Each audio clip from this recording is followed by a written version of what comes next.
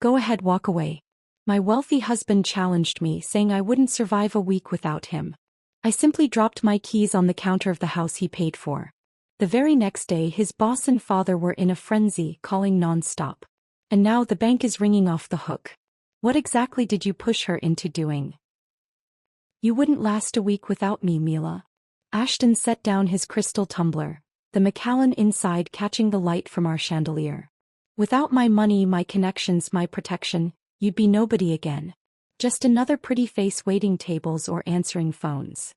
He straightened his Hermes tie, waiting for me to beg, to cry, to promise I'd never leave.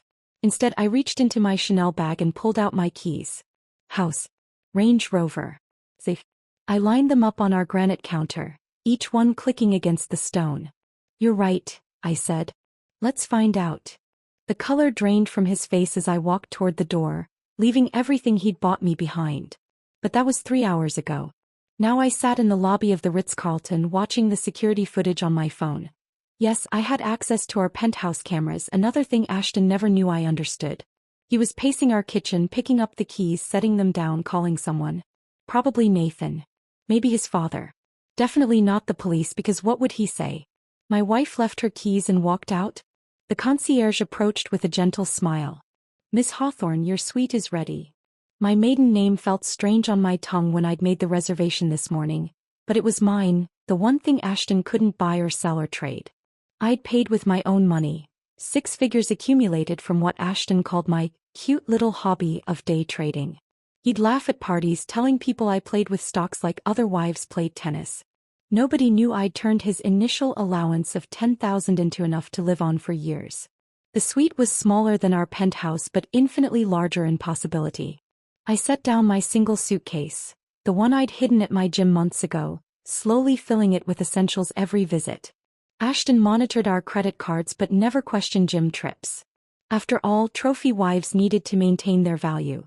My phone buzzed. 17 missed calls already. I deleted his contact, watched his number become just digits on a screen. The first voicemail played accidentally when I tried to silence it.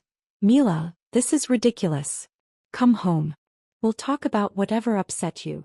His voice had that controlled quality, like he was handling a volatile investment instead of a wife. By the 5th message, the control was cracking. You can't just leave. Half of everything is in both our names. You need my signature too. I deleted them all. The morning felt like a different lifetime. I'd woken at 6 a.m. as always, alone in our California king bed because Ashton had fallen asleep in his study again, surrounded by monitors showing after-hours trading in Tokyo. The coffee maker was already programmed. Despite what he told his friends, I'd learned to use every appliance in that kitchen. He claimed I couldn't operate a toaster at last month's dinner party. Everyone laughed. Even me, the good wife who knew her role. I'd stood at our floor-to-ceiling windows 23 floors up, watching the city wake. The silk robe he'd given me for Christmas itched against my skin. Designer label, wrong size, chosen by his assistant who thought all wives wore size 2. Today was our anniversary. For years. He hadn't mentioned it once this week, but I'd stopped expecting him to remember after year 2. The charity luncheon invitation sat on our marble counter. Another command performance where I'd smile while the wives compared vacation homes. Helen Brennan would ask about my little hobby, with that patronizing smile. Still playing with your phone stocks, dear? She'd say, not knowing I'd made more this quarter than her husband's dental practice. That's when I decided to organize Ashton's study, looking for our insurance documents. He was always particular about his space, everything arranged just so. The voice recorder sat on his desk, that little silver device he used for important thoughts. When I knocked it over reaching for files, it clattered onto the marble floor and started playing. His voice filled the room mid-conversation. She asked to see our investment statements yesterday. Laughter. I told her they were too complicated, lots of numbers. He actually believed me. Nathan, I could get her to sign over her kidneys and she'd just ask what pen to use. My hands had trembled as I picked it up, saw the date. Last Tuesday. The day I'd brought him lunch at his office, surprising him with his favorite sushi. He'd seemed so pleased, introducing me to his new analyst as the beautiful Mrs. Whitmore. Now I understood the smirk on the analyst's face. The recording kept going. That's why this type is perfect, Ashton continued. Pretty enough for photos, dumb enough to control, grateful enough to stay quiet. My father taught me well. Marry beauty, rent intelligence. I'd placed the recorder back exactly where it had fallen, angled precisely how he'd left it. Then I'd found the insurance papers and something else. A folder marked prenuptial amendments. Documents dated last month, adding clauses about abandonment, forfeit of assets if I left without just cause. Already notarized with my signature, forged but expertly so. Standing in that study, surrounded by evidence of his success and my insignificance, something crystallized. He wasn't just dismissive or cruel. He was systematic. I was an investment and he was already planning my depreciation. The Ritz suite had a view of our building. I could see our penthouse from here, lights blazing as Ashton probably tore through his office, looking for signs of what I'd taken. He wouldn't find any. I'd only photographed documents, only copied files to clouds he didn't know existed. The real theft would come later, legally, through the 50% of everything he'd put in my name for tax benefits. My phone rang again. This time Richard Whitmore. Ashton's father calling personally. I let it ring, remembering how he'd introduced me at his last party. Ashton's wife. Pretty thing, isn't she? Like I was a coat or a watch, something to be appraised and approved. Margaret's text came through then, the secretary who'd served tea at every family gathering. Heard you left. Room 1247 when you're ready to talk. I have 40 years of information you need. I smiled, the first real smile in months. Ashton said I wouldn't last a week without him. But he'd never asked what I was doing all those hours he left me alone. Never wondered why his secretary knew my maiden name. Never imagined his trophy might have been taking notes. 7 days. That's all I needed to prove him wrong. After that, I'd take the rest of my life proving myself right. The keys I'd left weren't surrender. They were a declaration of war. And unlike Ashton, I'd already read all the terms and conditions. 3 weeks had passed since that night at the Ritz. I'd established a routine. Morning trades from my suite, afternoon walks through Central Park, evenings reviewing the documents Margaret had been feeding me in careful doses. Each file she shared revealed another layer of the Whitmore Empire's corruption. But today was different. Today was May 15th, our actual anniversary date, and despite everything I'd agreed to one dinner. Just to discuss the logistics, Ashton had said on the phone, his voice carefully neutral. We need to be civilized about this. The salon on Fifth Avenue was the same one I'd used throughout our marriage. Celeste, my hairdresser, worked her fingers through my hair with practiced precision. Special occasion? She asked, not recognizing the bitter irony in her question. Anniversary dinner, I said, watching my reflection transform into what Ashton preferred. Sleek, controlled, expensive looking. 4 years, right? How wonderful. Where's he taking you? Le Bernardin. His favorite, where the waiters knew his wine preferences and the chef sent complimentary courses to his regular table.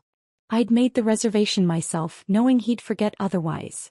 The confirmation email sat in my phone, right next to the 17 legal documents my lawyer had prepared for tonight's real purpose. The dress had cost $8,000, more than most people's monthly salaries, charged to the credit card he hadn't frozen yet. Dark blue, his favorite color on me, though he hadn't commented on my appearance in 6 months. I studied myself in the boutique mirror. Every inch the perfect wife he'd curated, except for the flash drive hidden in my clutch containing 40 gigabytes of evidence. My phone buzzed as I was leaving the salon. Slight change, Ashton's text read. Nathan and Diana joining us. Need to discuss Singapore deal. Same time. Of course. Our anniversary had become a business meeting. I sat in the back of the cab watching Manhattan blur past and typed back, perfect. He wouldn't catch the edge in that single word. Wouldn't notice it was the first time I hadn't added a heart emoji or love you to my response. 20 minutes later, another text. Actually, father insists we come to the estate. He's having something catered. 8 p.m. The driver had already turned toward Midtown.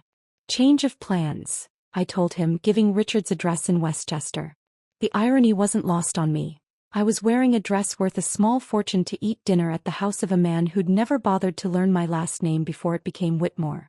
Richard's estate sprawled across 12 acres of manicured perfection. The circular drive was full of cars I recognized. Nathan's Bentley, 2 other hedge fund partners' vehicles, even Graham Chen's new Tesla. This wasn't a change of plans. This was an ambush disguised as dinner. Patricia answered the door, Richard's third wife, younger than me at 28. Her smile held the kind of exhausted recognition I'd seen in mirrors lately. "Mila, you look stunning," she said, though her eyes said something else entirely. "Why did you come?" The foyer opened into the main sitting room where Ashton held court, tumbler in hand, his third by the color in his cheeks. He glanced at me, taking in the dress, the hair, the effort, and turned back to his conversation without acknowledgement. Nathan waved. Diana sat apart, nursing a martini with the dedication of someone who'd rather be anywhere else. "The lovely Mila," Richard boomed, appearing from his study. He kissed my cheek, reeking of cigars and bourbon. "Though I hear you're being not so lovely lately. This separation nonsense. Bad for business, you understand." Margaret appeared with a tray of champagne. Her eyes met mine for a fraction of a second, enough for me to see she knew exactly what this was.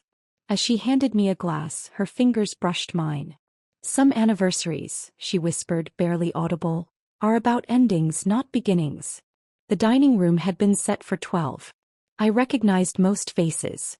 Business partners, their wives, even Ashton's lawyer, though that realization came later.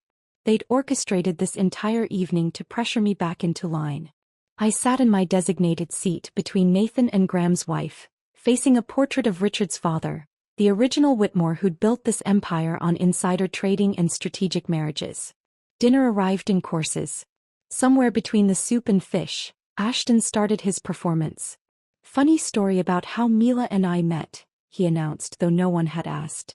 The room turned toward him with practiced attention. "She was at the Milken conference, completely lost. Wandered into a derivatives panel thinking it was about art derivatives." He paused for laughter that came too readily.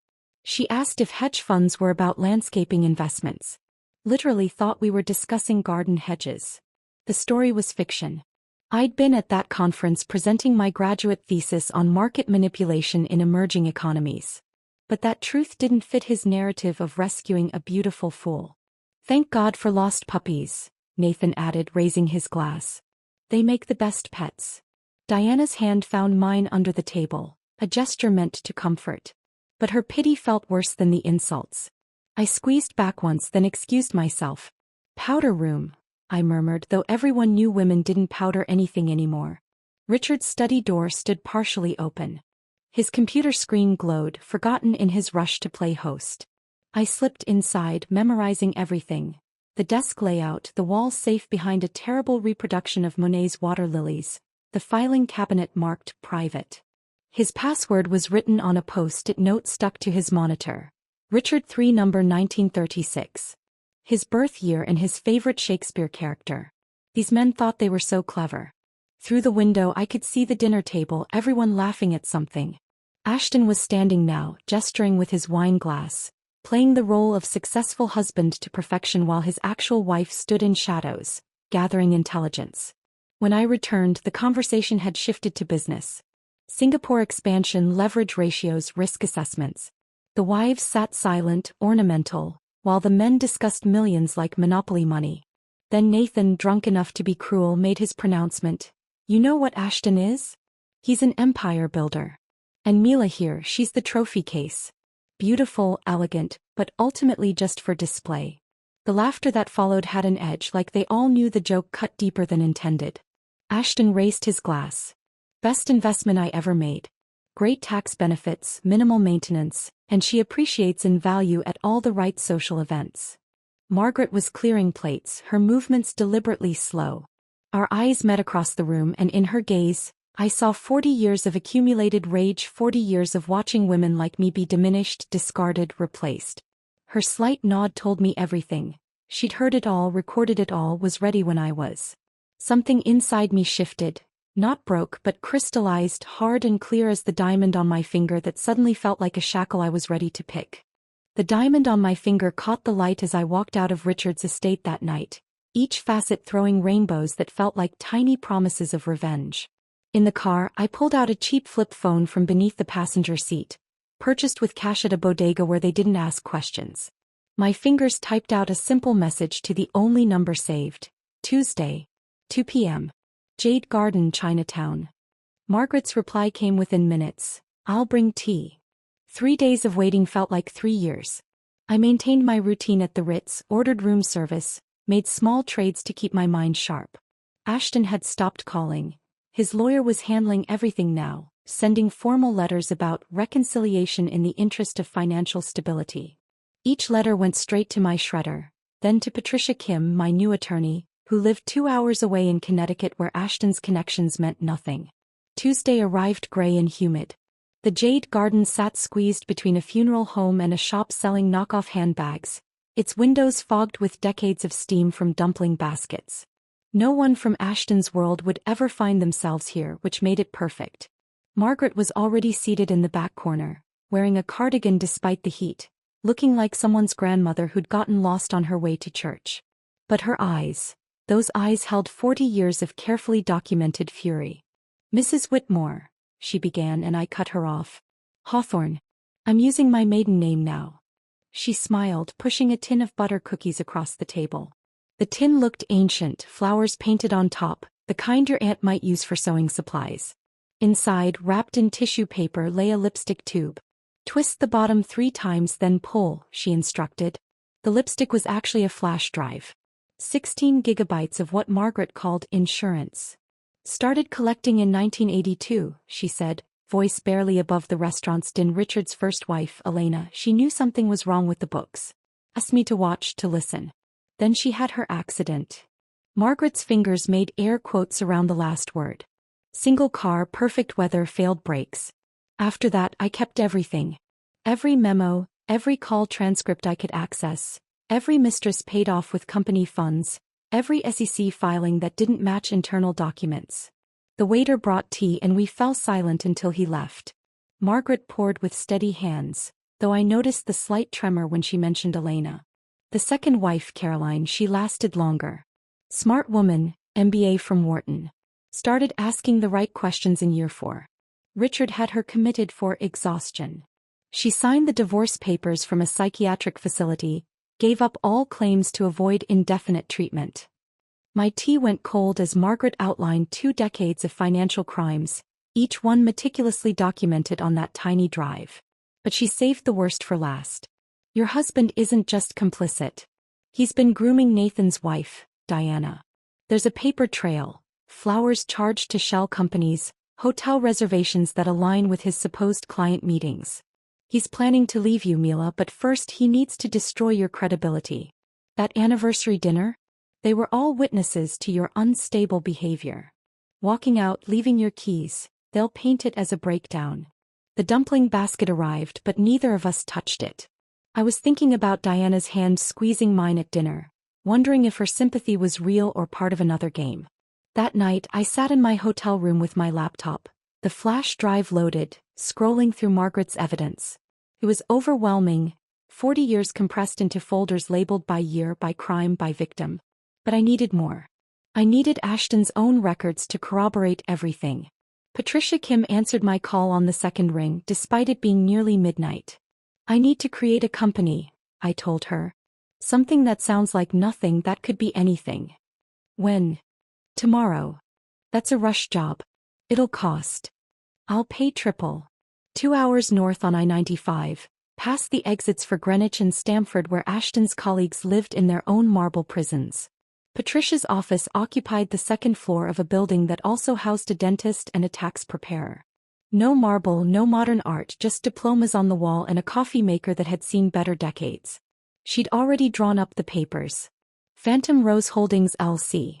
Incorporated in Delaware, registered in Connecticut with a business address that led to a P.O. box that led to another LLC that led nowhere. "The structure is completely legal," she explained, sliding documents across her desk. "But complex enough that tracing it would take months of dedicated forensic accounting. By then you'll have accomplished whatever you're planning." "How do you know I'm planning something?" Patricia leaned back, studying me. "Because women who pay triple for Rush Incorporation don't do it for fun. They do it for survival." A week later, Ashton left for Singapore. 5 days of meetings about expansion into Asian markets, he'd said, though I knew from Margaret's intelligence that he was really setting up accounts I'd never be able to touch. The housekeeper, Maria, seemed relieved when I told her to take the week off, paid vacation. "Spring cleaning," I explained. I need to do this myself. Alone in our penthouse, I became someone else. Not the trophy wife, not the ornament, but a forensic archaeologist excavating evidence of my own destruction. Ashton's office password was embarrassingly sentimental. Our wedding date, as if that meant something to him beyond a tax advantage. His computer opened like a confession booth. Folders within folders, trades time-stamped to the minute, showing clear patterns. Richard would have lunch with certain executives. Within hours, Ashton would make trades in those companies. The pattern was so obvious once you knew to look for it. In his locked drawer, the one he thought I didn't know about, lay correspondence that made my stomach turn. Not just about Diana but about me. Emails to Nathan discussing my mental fragility, suggestions that I might need professional intervention, plans to have me evaluated by a psychiatrist Richard knew, one who'd testified in Caroline's commitment. My hands stayed steady as I photographed each page, uploaded each file to Phantom Rose Holdings' encrypted cloud storage. Every document went back exactly where I'd found it, aligned to the millimeter. Ashton would return to an office that looked untouched, while I held copies of everything that could destroy him. The final document was in his personal safe. He'd hidden the combination in a book about Warren Buffett, thinking he was clever. Inside, beyond the cash and gold coins, was a single folder marked Exit Strategy. Not for trades or business. For me. A timeline showing when to file for divorce, how to claim abandonment, which assets to hide first. My elimination was scheduled like a merger, complete with profit projections. I photographed it all, then sat in his leather chair looking at the city lights below. Somewhere out there, Margaret was probably filing her own reports. Patricia was setting up the next phase of corporate structures. And Ashton was sleeping soundly in Singapore, dreaming of empires built on the bones of women who'd trusted him. He was wrong about one thing, though. I wasn't just another trophy in his case. I was the one holding the hammer. The hammer in my hand suddenly felt heavier than Ashton's entire mahogany desk. I set down the metaphorical weapon and stood from his chair, my reflection caught in the dark computer screen. A woman I barely recognized, someone harder and more calculating than the girl who'd walked down the aisle 4 years ago. The next morning, I returned to my routine at the Equinox on Park Avenue.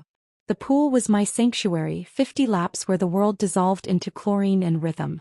I was pulling myself out of the water when Diana appeared, her Lululemon workout set pristine but her face haggard, dark circles poorly concealed under concealer. "Nathan knows," she said without preamble, glancing around the empty pool deck. "About Ashton's messages to me. He hired a private investigator, had our phones cloned." Water dripped from my hair onto the marble tiles. "Why are you telling me this?"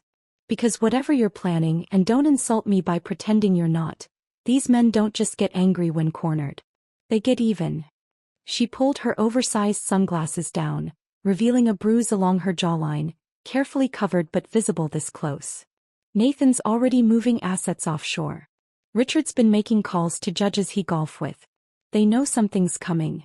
Before I could respond, she was gone, her heels clicking across the wet floor with purpose. I sat there, chlorine burning my nose, wondering if she'd been sent to test me or warn me. With these people, kindness and cruelty often wore the same mask. That evening, Ashton came home carrying calla lilies. My least favorite flowers, though I'd mentioned it only once 3 years ago. He'd brought roses for every occasion since, when he remembered occasions at all. The lilies meant something. They meant he was paying attention now. "Thought we could have dinner together," he said, setting them on the counter where my keys once lay. "Like we used to." We hadn't eaten together without others present in 6 months. I watched him pour wine, the good Bordeaux he usually saved for clients, and arrange cheese on a plate with unusual care. His hands, normally so steady when signing million-dollar trades, showed the slightest tremor. "I've been thinking," he said, settling across from me at our dining table that seats 12 but had never hosted a family meal. "We should take a vacation. Just us. Maybe that place in Montana with no cell service? Remember how you loved the mountains?" I'd mentioned loving mountains once on our honeymoon, while he'd spent the entire trip on conference calls. The fact he remembered felt like a trap spring-loaded with teeth. "When?" I asked, cutting a piece of manchego with surgical precision. "Next week. Or sooner. Tomorrow even." His eagerness betrayed him. "You seem stressed, Mila." The separation living in hotels, it's not good for you. He pushed a document across the table. New insurance papers, he explained, better coverage for both of us. His eyes tracked my hand as I picked up the pen, watching for hesitation, for signs of suspicion. Under the table, my phone captured every page, Patricia Kim's app running silently, storing images in Phantom Rose's encrypted cloud. You trust me, don't you? His question hung between us like a chandelier about to fall. Completely, I lied, signing my name with the same hand that had documented his plans to destroy me.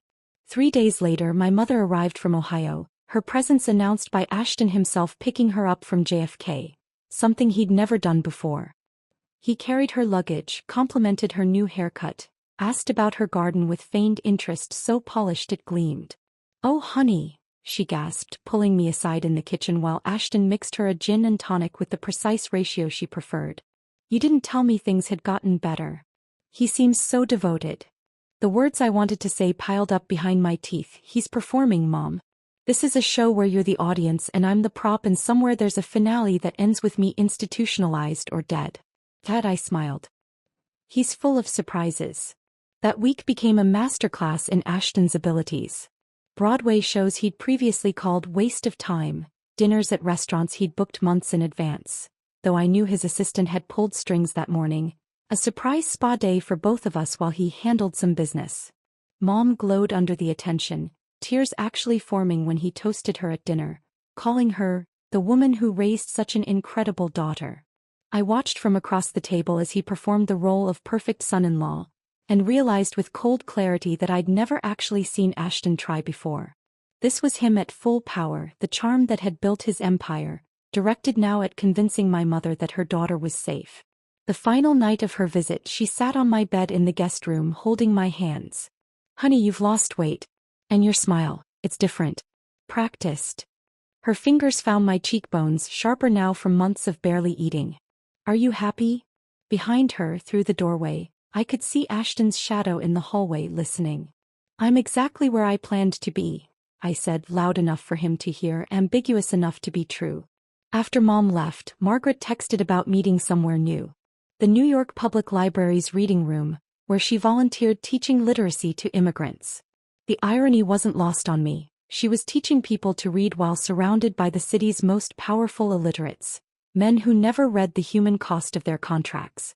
She spread newspaper clippings across the worn wooden table like tarot cards revealing my future. Elena Whitmore, 1994, drove her Mercedes off a bridge, perfect weather, no skid marks. Caroline Whitmore, 2003, institutionalized for exhaustion, divorced while sedated, vanished after signing papers. Jennifer Whitmore, 2015, accused of embezzlement she didn't commit, bankruptcy, last known address a shelter in Detroit. "Tao, look at these." Margaret placed 4 photographs in a row. Elena, Caroline, Jennifer, and me. All blonde, all between 5 feet 4 inches and 5 feet 6 inches. All with the same delicate bone structure that photographed well at charity events. "Richard picks them," she said quietly, mindful of the students around us. "Like casting calls. Young, beautiful, from middle-class families impressed by wealth. Just smart enough to be interesting, not smart enough to be dangerous. Marry them to Ashton, use them for appearances, then dispose of them in year 4 when they start asking questions." Why year 4? Long enough to establish patterns of instability. Short enough that no real bonds form with the social circle. By year 5 you're either gone or broken. She touched my hand, her skin paper-thin but her grip strong. "You're at 4 years, 3 months. Whatever you're planning, Mila, do it now." Elena waited too long. Caroline fought too openly. Jennifer trusted the wrong people. I stared at the women who'd worn my name before me, their faces blurring into a single warning. "What happened to you?" I asked Margaret. "Why did you stay?" She was quiet for a moment, organizing the clippings with librarian precision. "I was Richard's first secretary's daughter. When she died, he offered me the job out of kindness. I was 19, grateful, stupid. By the time I understood what I was documenting, I was trapped too. Different kind of trap, but still a cage.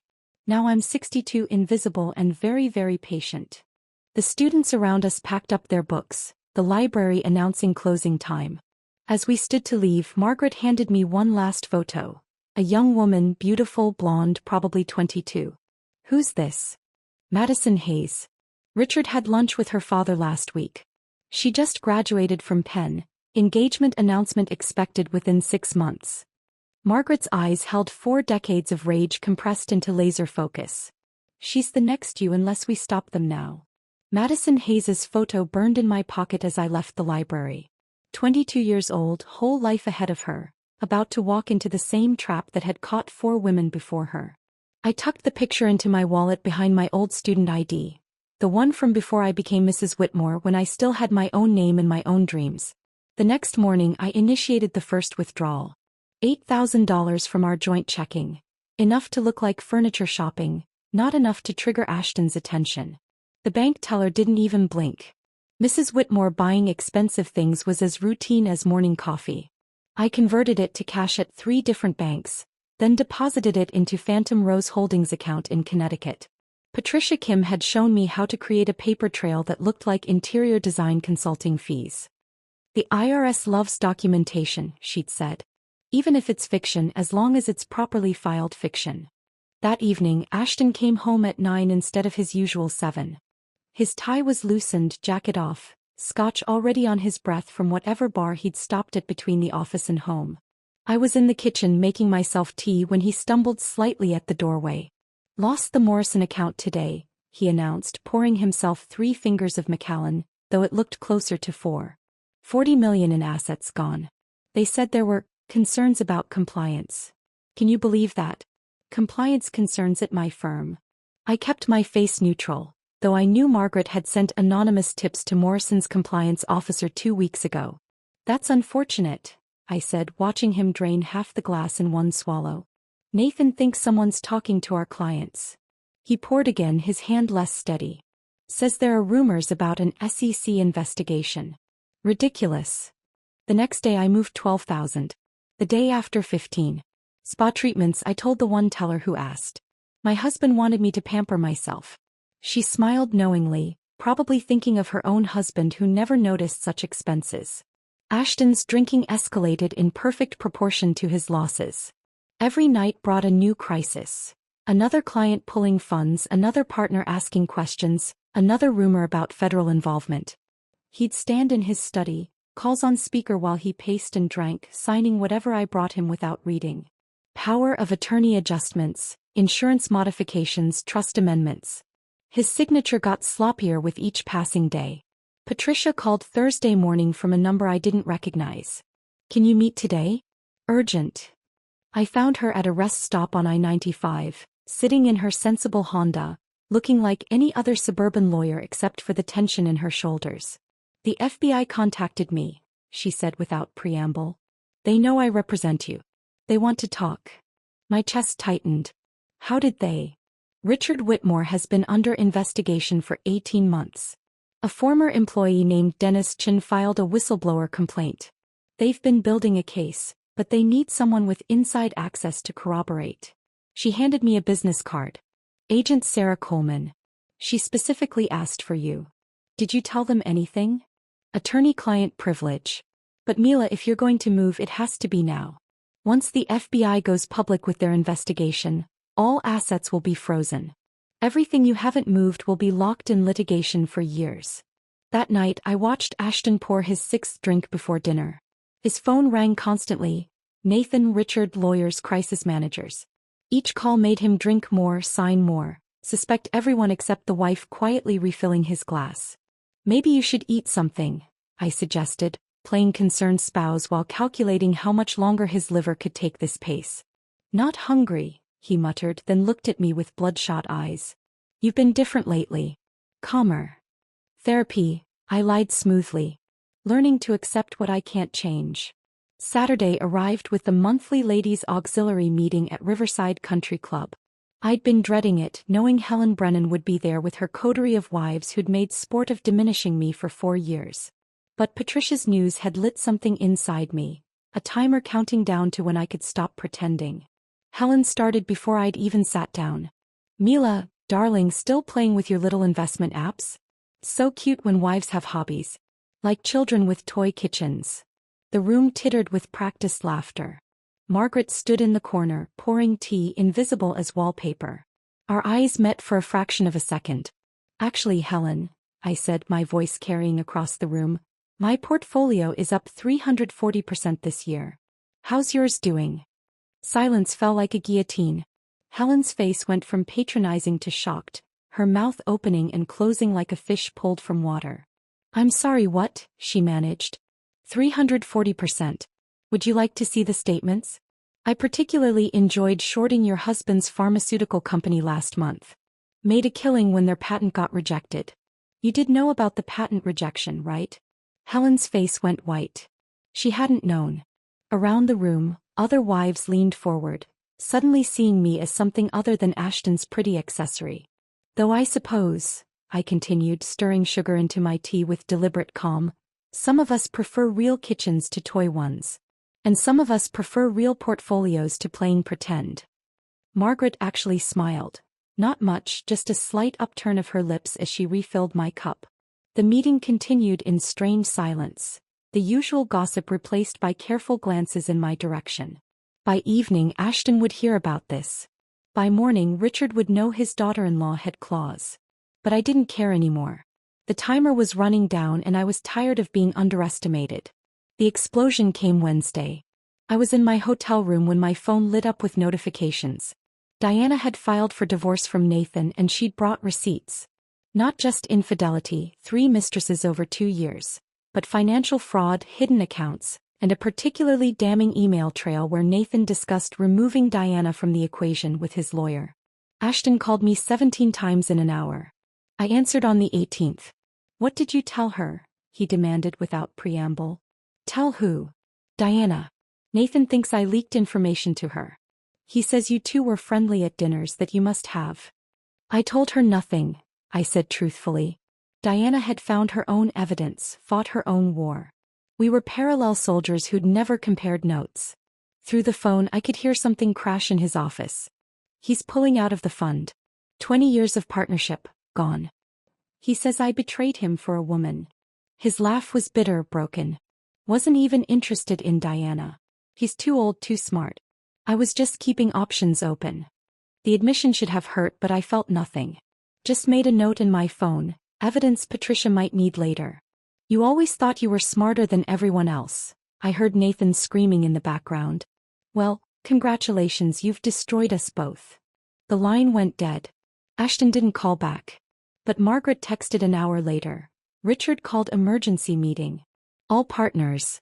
The empire is cracking. I stared at Margaret's text for a full minute, the words, "The empire is cracking," glowing on my screen like a prophecy finally coming true. My hands moved without conscious thought, pulling a red wig from my closet, purchased with cash 3 weeks ago from a costume shop in Queens where they didn't ask questions. The dress was polyester, off the rack from Target, something Mila Whitmore would never wear. Dark sunglasses completed the transformation into nobody, anyone, someone who didn't exist in the Whitmore's world. Nathan's office building on Madison Avenue had the kind of security that looked impressive but was mostly theater. I'd been there dozens of times as Ashton's wife, knew the guards rotated lunch breaks at 12:30, knew Nathan's assistant Sarah always took 45 minutes to grab sushi from the place 3 blocks over. The elevator ride to the 42nd floor felt endless. In my purse, a manila envelope held printed screenshots of every message Ashton had sent about Nathan.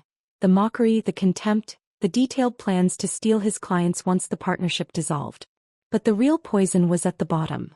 Ashton's financial projections for acquiring Diana after her divorce, complete with calculations about her inherited wealth and how to access it through marriage. Nathan's office door was solid mahogany with his name in gold letters. I slipped the envelope underneath, heard it whisper across his Persian rug, then walked back to the elevator without rushing. The security camera would show a woman who could be anyone, walking with purpose but not urgency. 3 hours later, Margaret forwarded me an email from Ashton's assistant. Partnership dissolution letter received from Nathan Chin. Effective immediately. Legal team requesting emergency meeting. The Warwick Hotel on 54th Street still accepted cash if you had enough of it. I registered under Mila Hawthorne, my maiden name feeling like armor I'd finally remembered how to wear. The room was small but clean, with a desk where I set up my laptop and the burner phone Patricia had given me. The SEC whistleblower hotline answered after 12 rings. First, an automated system, press 1 for this, 2 for that, like reporting financial crimes was as simple as ordering pizza. Finally, a human voice. Securities and Exchange Commission Enforcement Division. I need to report systematic insider trading at Whitmore Capital Management, I said, my voice steady as marble.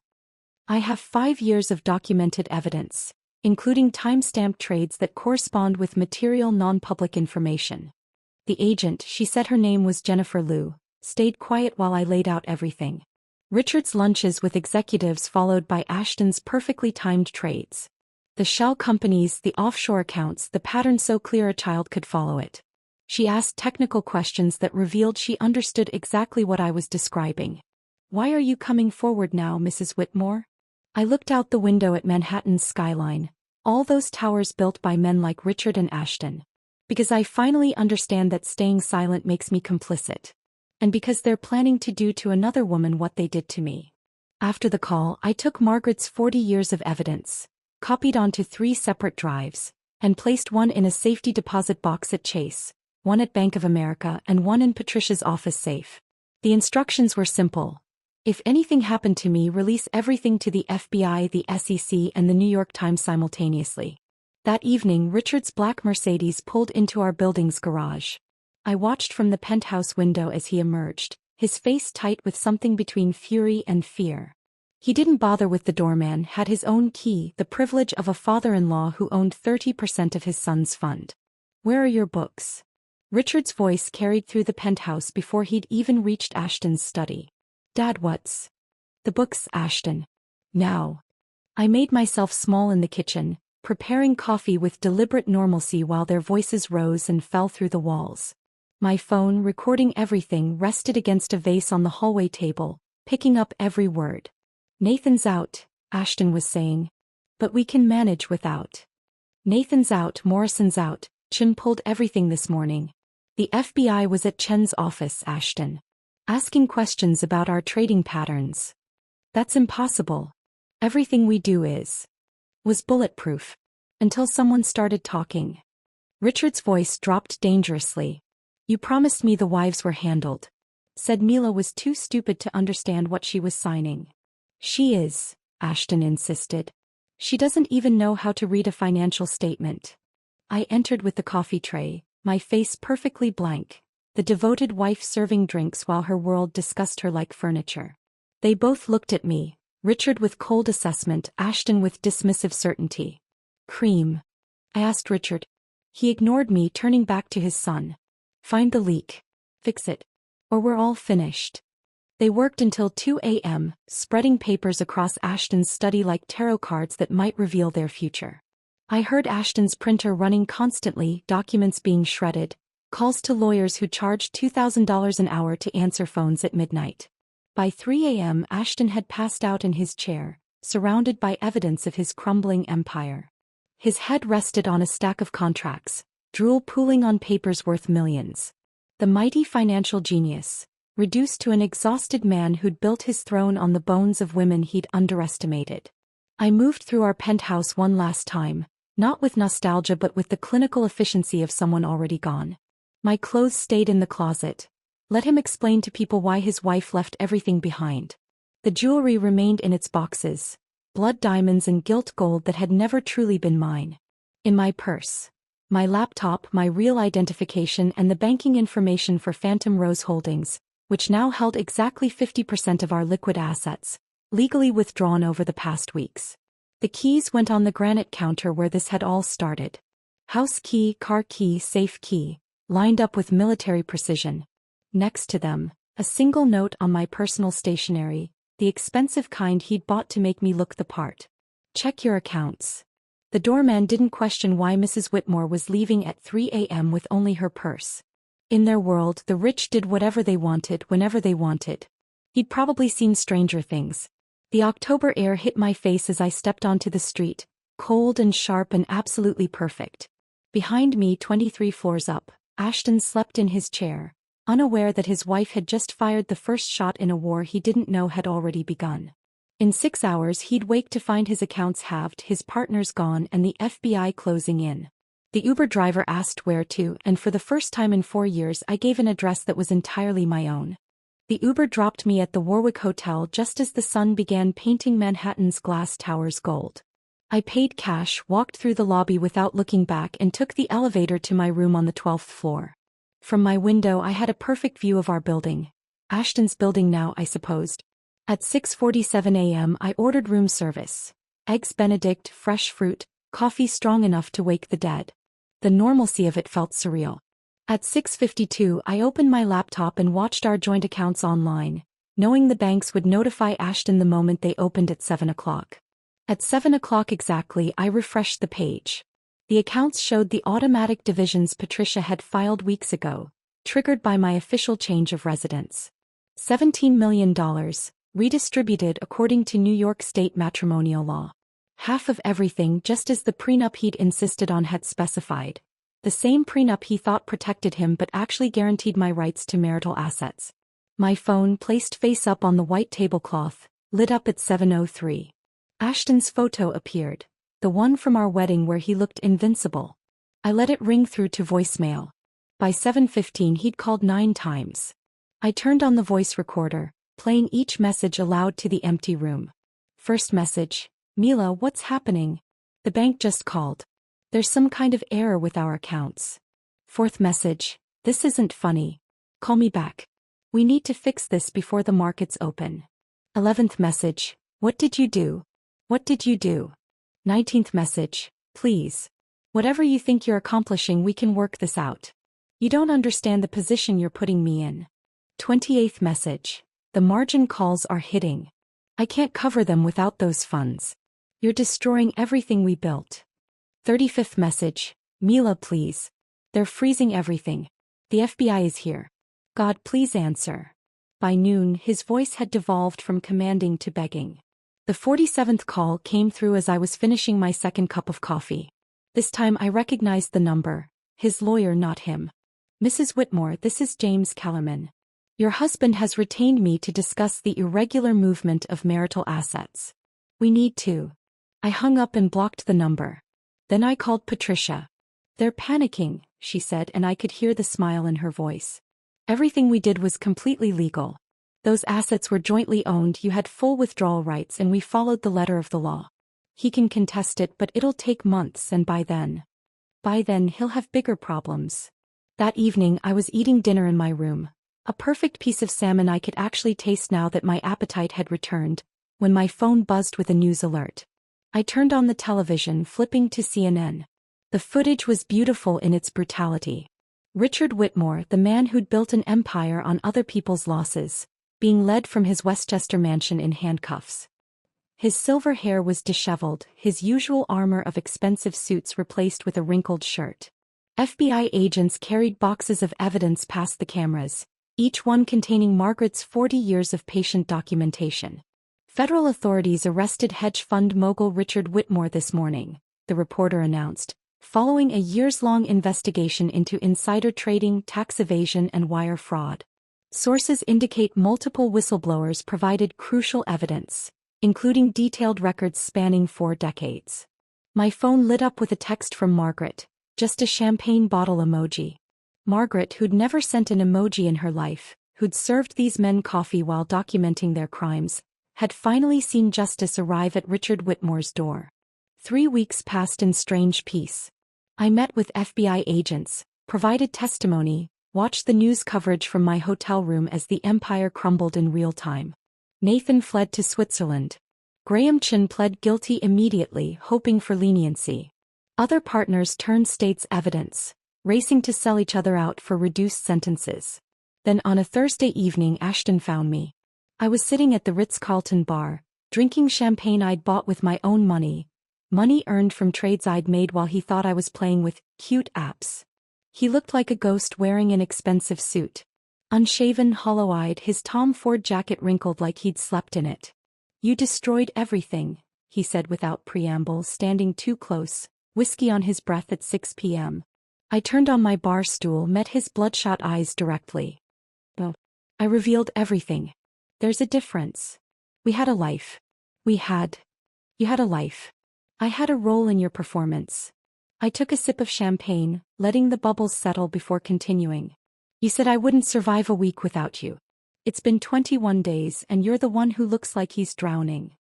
He reached for my wrist, his fingers closing on air as I pulled away. You don't understand what you've done. My father's facing 20 years. The fund is gone. Everything is. Everything is exactly what you built it to be. A house of cards. I just stopped holding my breath. His face contorted, anger replacing desperation. He raised his voice, drawing stares from other patrons. You stupid. Sir. The bartender, a woman about Margaret's age, stepped forward. I'm going to have to ask you to leave. Do you know who I am? Ashton demanded. Someone who's disturbing our guests, she replied calmly. Security arrived within minutes. 2 men who guided Ashton out with professional efficiency while he shouted about lawyers and lawsuits. The bartender returned to her station, polished a glass and set another champagne flute in front of me. On the house, she said. That was long overdue. 2 days later, Diana and I were called to testify on the same day, though we'd never coordinated. She looked stronger than I'd ever seen her, no longer the wilting flower at dinner parties. We sat in the courthouse hallway, not speaking but understanding everything.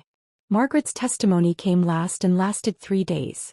She brought receipts for everything. Every bribe, every threat, every woman they'd destroyed. She spoke about Elena's accident, Caroline's institutionalization, Jennifer's manufactured bankruptcy. She presented 4 decades of evidence with the precision of someone who'd been preparing for this moment her entire life. Why did you keep all of this? The prosecutor asked. Margaret adjusted her glasses, looked directly at Richard where he sat at the defendant's table. Because I knew that someday someone would be brave enough to use it. Someone like Mrs. Hawthorne. The prosecutor looked confused. You mean Mrs. Whitmore? No, Margaret said firmly. I mean Miss Hawthorne. She took back her name. She took back everything. That night Patricia called with news. The prosecutor says Margaret's evidence alone guarantees convictions. Richard will never see freedom again. Ashton's looking at 15 to 20. I stood at my hotel window looking out at the city lights, all those towers that would keep standing long after the Whitmore empire had turned to dust. The towers looked smaller from Patricia's office window, or maybe I was just seeing them differently now. She slid the final divorce decree across her desk, a document that weighed nothing but changed everything. The judge's ruling came through this morning, she said, unable to hide her satisfaction. The house, 60% of remaining liquid assets, plus your separate property remains untouched. The courtroom had been packed 3 days earlier. Ashton sat beside his lawyer, wearing the same suit he'd worn to our wedding, though it hung loose on his frame now. Stress had carved away his golden boy polish, leaving someone I barely recognized. His lawyer, Kellerman, had tried one last desperate play. Mrs. Whitmore benefited from these alleged crimes. She lived in luxury, enjoyed the proceeds. Patricia stood smoothly, pulling out her laptop. Your Honor, I'd like to play a recording from Mr. Whitmore's personal voice recorder, dated 14 months ago. Ashton's voice filled the courtroom, clear and contemptuous. She wouldn't understand a financial statement if I drew her pictures. That's the beauty of marrying someone decorative. She's too stupid to ask complicated questions.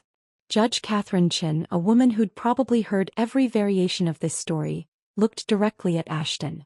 Mr. Whitmore, it appears you were quite wrong about your wife's intelligence. Perhaps if you'd been less convinced of her stupidity, you might have been more careful with your crimes. Now holding the decree I signed my name, Mila Hawthorne, on every line Patricia indicated. Each signature felt like reclaiming a piece of myself I'd forgotten existed.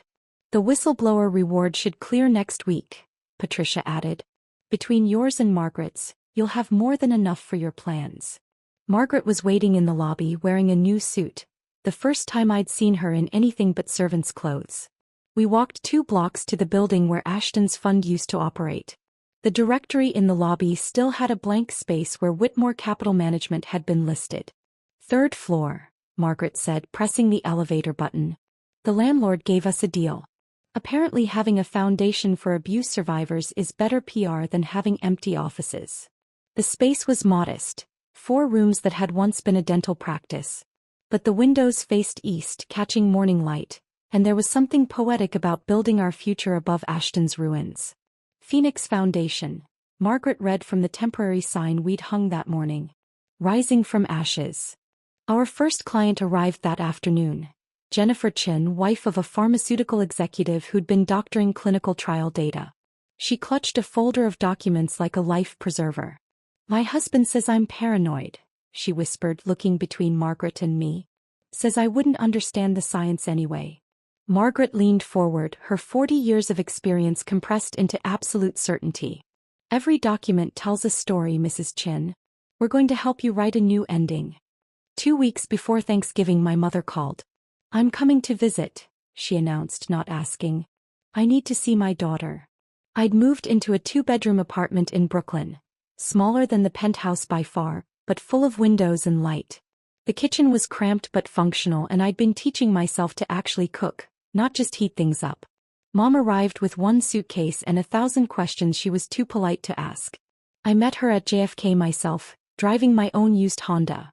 Reliable, practical, invisible in traffic. "You look different," she said, studying my face as we sat in airport traffic. "Younger somehow. Lighter." That week we didn't talk about Ashton or the trial or the money sitting in accounts I could access but rarely touched. We talked about the foundation, about Margaret's dry humor, about the women who came to us carrying secrets like stones. I cooked Thanksgiving dinner. Turkey that was slightly dry, stuffing that was perfect, cranberry sauce from a can because some traditions deserve to survive. Mom watched me move around my kitchen, comfortable in my space in a way I'd never been in the penthouse. "You're happy," she said, not a question but a revelation. "I'm free," I corrected, then reconsidered. Which might be the same thing. She stayed an extra week, sleeping in the guest room I'd painted sage green, reading books while I worked on foundation cases. On her last night she hugged me the way she used to when I was small, before I learned to perform happiness instead of feel it. "I'm proud of you," she whispered. "Not for surviving him but for becoming yourself." 6 months had passed since I'd walked out of the penthouse. Spring was arriving in Brooklyn, and I stood in the doorway of the house. My house now, though I'd only returned to sign the final papers. The rooms echoed with absence, Ashton's things long since removed by movers his mother hired. My phone rang. Margaret, her voice energized in a way that 40 years of silence never allowed. "We have a new client," she said. "Senator Williams's wife. She's been documenting campaign finance violations for 2 years." I looked at the keys in my hand, the ones I'd taken back, the ones I'd left, the ones I'd earned. They were heavier now, weighted with purpose instead of revenge. Through the window, I could see Madison Hayes walking past with her new fiancé.